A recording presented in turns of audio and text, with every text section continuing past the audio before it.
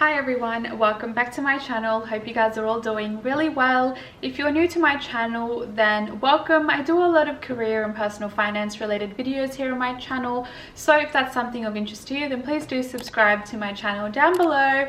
And be sure to follow me over on my Instagram as well, Success by Sanjana. Also, if you are interested in one-on-one career coaching and you are looking to land your new job or your dream job, then be sure to head to my website, successbysanjana.com, to book yourself a session for CV reviews, interview help, cover letters, and to help you polish your LinkedIn profile as well. But as you can tell by the title of today's video, I have a very exciting video for you guys. I've been wanting to do this for quite some time now, and it's obviously a take on my career advice video, but this is money advice that I think will be very beneficial for people in their early 20s who are young professionals. And this is essentially some advice to allow you to have financial freedom earlier in your life as opposed to after retirement, when we can actually access our retirement fund. And a disclaimer, I'm not a professional advisor. I do suggest speaking to someone in relation to your finances if you do need any assistance. This is just everything based off of my personal advice, and it's just how I have been able to achieve financial freedom at an earlier stage than most people. So if you are interested, then please keep watching. Okay, so the first point that I want to share with you guys, and this is something that I've seen, not only with my friends, but a lot of people that I've spoken to as well, is that they have a large sum of money just sitting in their bank account. Now, that would be fine if you knew what you were saving that money for, but a lot of these people don't actually know, and they think just saving their money in their bank account is the safest option out there. Now, yes, this may be safe, but you want your money to be working for you. You don't want it to just be dead money, because your money sitting there is not earning interest, because I know interest rates are very low. It's not earning interest, and to be honest, the value of your money is decreasing over time because of inflation. So I don't understand people that say, I've got like thousands of dollars in my account, in fact hundreds of thousands of dollars, when they don't actually know what they're saving for. So of course, if you're saving for a deposit for your first house or investment property, that is fine. But let me tell you that if you want to get into the property market earlier, then you don't need to be saving hundreds of thousands of dollars in your account.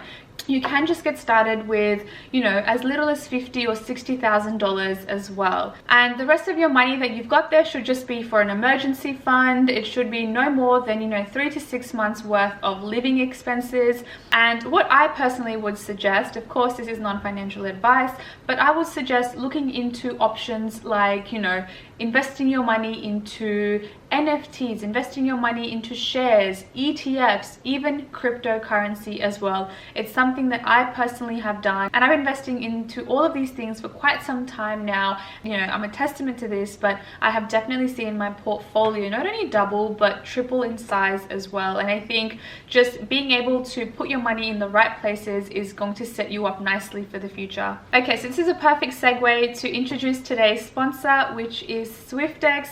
SwiftX is an Australian-based cryptocurrency exchange. It's the cryptocurrency exchange that I personally use to buy my cryptocurrency. I've been investing for almost 4.5 years now, and I find that SwiftX is one of the easiest platforms to use. The registration process is very simple, very straightforward. It took me no more than 2.5 minutes to get set up, and I really do enjoy their mobile app as well. I'm constantly checking that, and not only that, they have one of the lowest fees across other Australian cryptocurrency exchanges. So I definitely recommend, checking them out. I will leave a link in the description box below, but if you do sign up with my link down below, you'll be able to get $10 worth of free Bitcoin upon your verification. So when you sign up for an account and you get verified, then you're able to get $10 worth of free Bitcoin. So if that's something of interest to you, then be sure to click the link down below. I will also leave a video down below as to how you can actually set up your SwiftX account. I have done a video on this on my channel,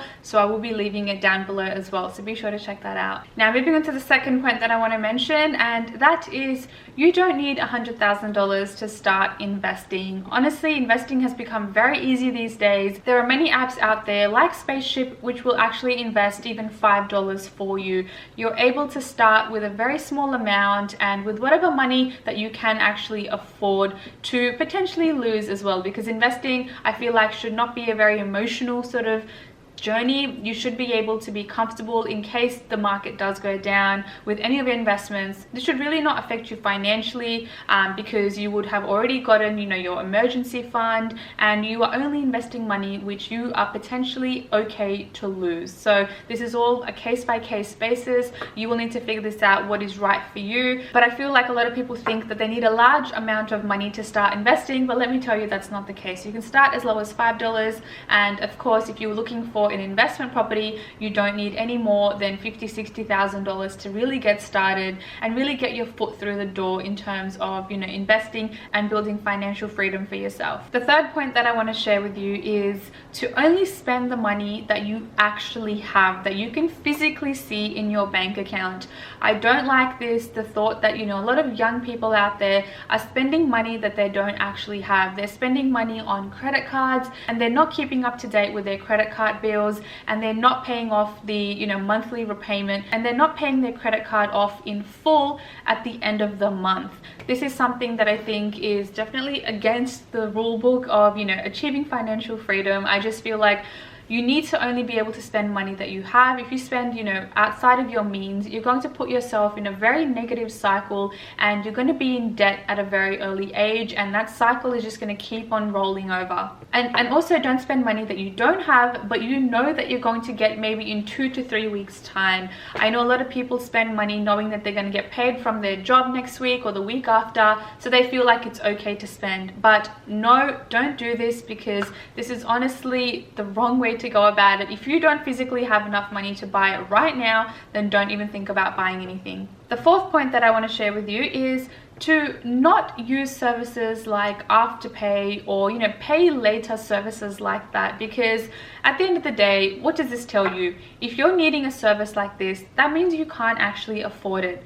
Like, why are you buying these things if you genuinely don't have the money in your account to be able to buy it straight away? I just feel like a lot of people think that these pay later schemes are great, but I just feel, you know, you're paying unnecessary interest on these, and if you don't have the money right now, please don't put yourself through that financial pressure, because I know a lot of people are not able to take care of their expenses, manage their expenses properly, and then they get into this very negative cycle and you're just in constant debt. It's a surefire way to be in a situation where you're going to struggle getting yourself out of. So if you don't have the money, please don't spend it. The fifth point that I want to share, and this is something that I am very serious about, because I see a lot of people doing this, and that is buying a car with a car loan. Like, can someone just explain that to me? I just feel like, of course, if you need a car, that's totally fine. You may need to get a car loan, but even then, why do people buy cars that are outside of their means to begin with? Why are we getting cars that are super flashy on a car loan? Is that really a necessity? Just think about it. Car loans are not cheap. They're quite expensive, and they can affect your borrowing capacity, you know, if you are looking to buying your first home or you're looking to get a loan. So just think about it. If you don't actually need a car, please don't get a car loan to finance it. If you're able to buy the car outright, then do that instead, just because the value of cars depreciates significantly and you're just paying unnecessary money towards a car loan. I just feel like, yeah, there are so many ways around it. You can buy a second-hand car, you don't need a flashy car, and to be honest, if you don't actually need a car, use public transport. I know a lot of people feel like they can't use public transport, but guys, I personally don't even have a car myself, and I am 26 years old and I have never had my own car, and I've been able to manage perfectly fine. But of course, if you need a car, then that's a different situation. The next piece of advice that I want to share with you is around superannuation or your retirement fund. Now, I know as young professionals, a lot of us are, you know, changing jobs. We're jumping from one job to another. We have casual employment, and we find that we end up having multiple superannuation or retirement funds, which are not only making you pay fees, but it's such an administration headache mistake as well. So I think this is a reminder for you guys to, you know, sort out your expenses, sort out your retirement fund, and really just consolidate your retirement fund so that you are only paying one fee. And a lot of organizations actually have their own retirement fund, and you are able to apply through them to get a lower fee as well. So make sure you look into that. But yeah, definitely be sure to consolidate your super because you are paying unnecessary fees. The next point that I want to share for my young professionals is to shop around for deals. If you're in the market looking for a home loan, investment loan, shop around for the best deals. Find something that is the lowest interest possible, and if you already have an existing loan, then maybe look into refinancing your loan as well, just so that you are getting the most value and you are saving more money that way. Not only this, but I think it's very important as young professionals to be on top of your finances and to really educate yourself and understand what is going on. Like, do you understand everything that's going on in terms of your financial situation? Are you making sure that you are paying the lowest fees as possible? Are you, making sure you're paying the lowest electricity bills as well? I just feel like, staying on top of these things and knowing what's out there and really educating and being curious about your finances is definitely a great way to train your mindset and train yourself to potentially become financially free over a period of time. Next point that I want to share with you, this is another important one, and that is if you are earning a large amount of money and you've seen that constant increase in your income, then please don't practice lifestyle creep. For those of you who don't know what lifestyle creep is, it's basically when your income keeps going up, obviously because you're getting promoted, you're finding different jobs, but along with that, your lifestyle is increasing as well. You may be, spending more, you may be buying luxury items, going away to different places, and that is essentially what lifestyle creep is. Your lifestyle is increasing because of your income. Of course, you can splurge a little bit, but please don't make it a routine occurrence where you are just, splashing your money around and, you're adopting that lifestyle creep sort of mentality, because at the end of the day, you spending more money is not going to let you reach financial freedom earlier. It's going to be when you actually invest your money. So if you've got now, a lot more money sitting around, please don't spend it. Spend it only on what you need to spend it on, but the rest of it should either go towards your saving or your investments, because this is what's going to give you the maximum return on your investment and your money at the end of the day. The next point that I want to share with you is something that I've spoken many times here on my channel, and that is to make sure you have a budget. Make sure you are going through your finances, make sure you are looking at your expenses, what's coming in, what's going out. I think this really helps with visually seeing it, manually writing it down on an Excel spreadsheet and actually see, what you're spending your money on. Is it something that's unnecessary? Can you maybe cut back on this? I think that exercise of manually doing it yourself instead of using an app to calculate it for you, I think is very important, because you are aware of what's going on. I think just having that transparency with yourself around your finances is crucial in understanding your money habits, and where your money is going to eventually take you and how much you actually have. And the final point that I want to share with you is to build on your credit score. Building on your credit score is possibly something that maybe contradicts, me telling you guys to not get a credit card and whatnot. You guys may be thinking that I've just told you to pay off your credit card in full each month just so you don't earn interest.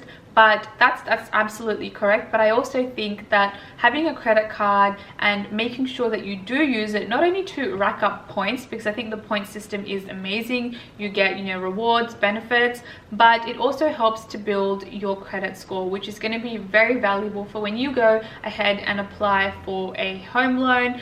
It really shows a pattern or a history of your spending habits and your managing finance sort of habits as well, and whether you're able to successfully pay off any debt that is outstanding and how often you're doing that, and are you consistent with your money. This shows a lot to your banks or any organizations where you are applying for a loan. This shows them the good spending habits that you have. So this will obviously show them that you are not going to default on a loan if you do get a loan with a bank per se, and they will obviously feel a little bit more comfortable knowing that they can give you a loan because you're going to pay it off. So building that credit score, I think, is very important important for you to be able to get a loan these days, and just prove to them that you are not going to default and you're not going to, you know, lose your job and not be able to afford anything. So I think building that up is very important.